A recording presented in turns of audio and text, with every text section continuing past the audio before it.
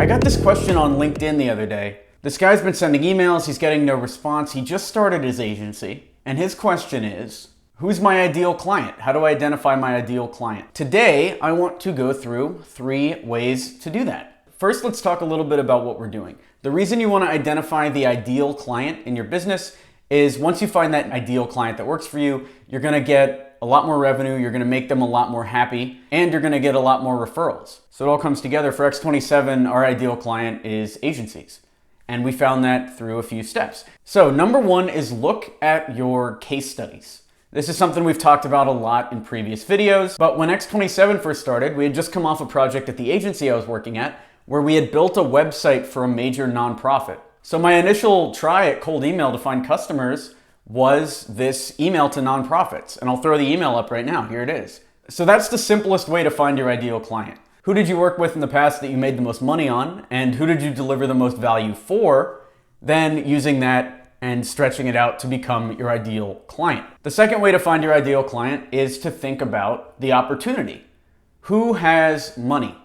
And then trying to work backwards from there. So identifying a customer first and then coming up with a problem to solve second. This is what I originally did when I got into business. I realized there was a lot of money being raised in Silicon Valley and New York, so I pitched a bunch of software as a service companies to try to get a job in either of those markets. I went where the opportunity was, realized that all businesses need to make more money, meaning marketing, so pitched myself as a marketing person to these companies. And that cold emailing got me a job 2 weeks after I moved to New York City. So for you, finding your ideal client could be thinking about who has the money. For instance, if you're in India, like this guy was who reached out, maybe the opportunity's not in India. Maybe the opportunity's in the United States.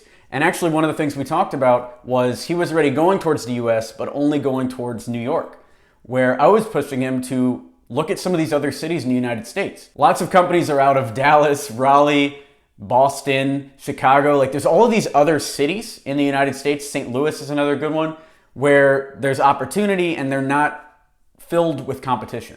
And then the final way to find your ideal client is passion.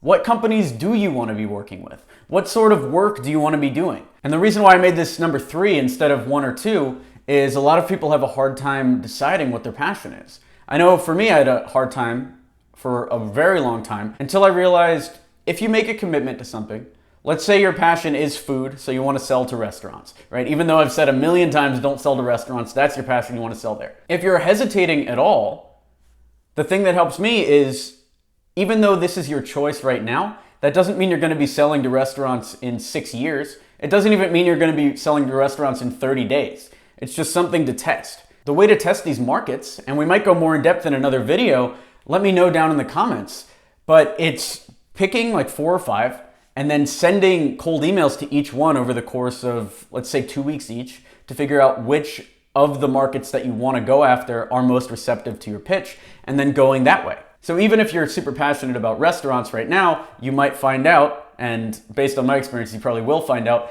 that they don't want to buy from you. And so you'll be forced to go into another one. The reason why I started working in agencies was because I was watching the show Mad Men and really liked what they were doing. Like I had a passion for agency work. And I also wanted to work with global brands like Power Rangers or Tyson or something where people could see or mention the brand and then I could see the billboard and be like, hey, that's our client.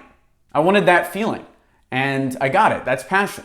If you found this valuable, be sure to like it to encourage this type of content on YouTube, subscribe for more B2B sales training, and if you need marketing support for your digital agency, check out experiment27.com. Thanks.